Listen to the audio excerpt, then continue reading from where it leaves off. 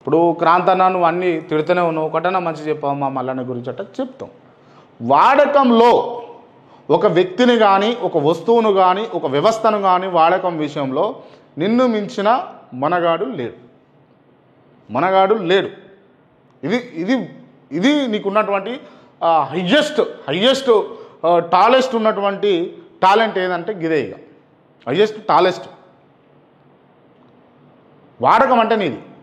గదే కోమటిరెడ్డి వెంకటరెడ్డిని పక్కన కూర్చోబెట్టుకొని సార్ ఇగో ఇది నేను ఇస్తున్నా నా ఆస్తులు అని చెప్పేసి ఆ రోజు హైప్ తెచ్చుకొని వాడుకున్నటువంటి కోమటిరెడ్డి వెంకటరెడ్డి ఇలా నీకు షేర్ అయిపోతాడు.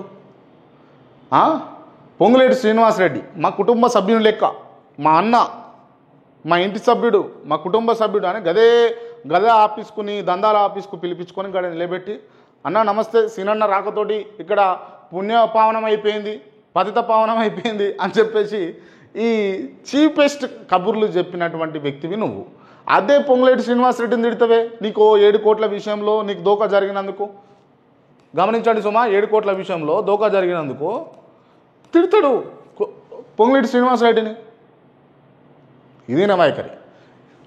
నీకు దమ్ముంటే నేను చెప్తా ఉన్నా అంటే కోమటిరెడ్డి వెంకటరెడ్డి విషయంలో నల్గొండ వాస్తవుడు కాబట్టి వాస్తవానికి నువ్వు మాట్లాడిన మాటలు ఇంకా గుర్తున్నాయి కాబట్టి కొంచెం కోపం ఉంటే ఉండొచ్చు కాక కోమటిరెడ్డి వెంకటరెడ్డికి కాదరం ఆ విషయంలో ఆయనకి నీకు చెడింది ఓకే.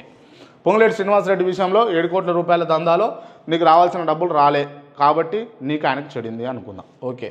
లేదు నీ కోపమంతా రెడ్డిల మీదనే, ఇగో లాయల్గా నీ కోపమంతా రెడ్డిల మీదనే అని అనుకుంటే నువ్వు రేవంత్ సార్ను తిట్టు, ఒక్క మాట తిట్టు చూస్తా. రేవంత్ సార్ను తిట్టు నువ్వు. రేవంత్ రెడ్డి కూడా రెడ్డి కేటగిరీకి సంబంధించినటువంటి వ్యక్తే కదా. నువ్వు ఒక మాటని చూస్తా. కోమటిరెడ్డిని వెంకటరెడ్డిని అవలీలగా ఎన్ని మాటలు అంటున్నావో, పొంగులేటి శ్రీనివాసరెడ్డిని అవలీలగా ఎన్ని మాటలు అంటున్నావో, గయే మాటలు బిడ్డ ఎక్కువ కూడా వద్దు, గయే అను చూద్దాం అనవు. ఎందుకు అనంటే నీ నడుములు ఇరుస్తాడు రేవంత్ రెడ్డి, కాలరెక్కలు ఇరిచి ఏలాడదీస్తాడు నీకు రేవంత్ రెడ్డి సంగతి నీకు ఎరికే అనవు. ఈయనను అంటే ఇట్లా చిటికేస్తే భయపడేటోడు, తుమ్మిత భయపడేటోళ్ళు, లేకపోతే జర ఏదో ఒక అంశాలలో ఇరుక్కుపోయిన వాళ్ళను నువ్వు తెర మీదకి తీసుకొచ్చి ఆగంబట్టిస్తావు తప్పించి నిజంగా నీ పోరాటం అంతా రెడ్డిల మీద అయితే నువ్వు రేవంత్ రెడ్డిని అని చూస్తా. బహిరంగంగా నేను సవాల్ చేస్తా ఉన్నా. బీసీ ప్రజలు ఎవరైతే రెడ్డిలను తిడుతుండో అని చెప్పేసి ఇట్లా సంఘాలు గుద్దుకుంటున్నటువంటి కొంతమంది నీ టీం సభ్యులు ఉన్నారు కదా, వాళ్ళకు అడుగుతా ఉన్నా, ఒక్కసారి నువ్వు రేవంత్ రెడ్డిని ఒక మాట అను. కోమటిరెడ్డిని ఎట్లా అంటున్నావో పొంగులేటిని ఎట్లా అంటున్నావు గట్లనే అని, ఎక్కువ కూడా వద్దు సుమా, గట్లనే అను. నీకు దమ్ము ధైర్యం లేదు.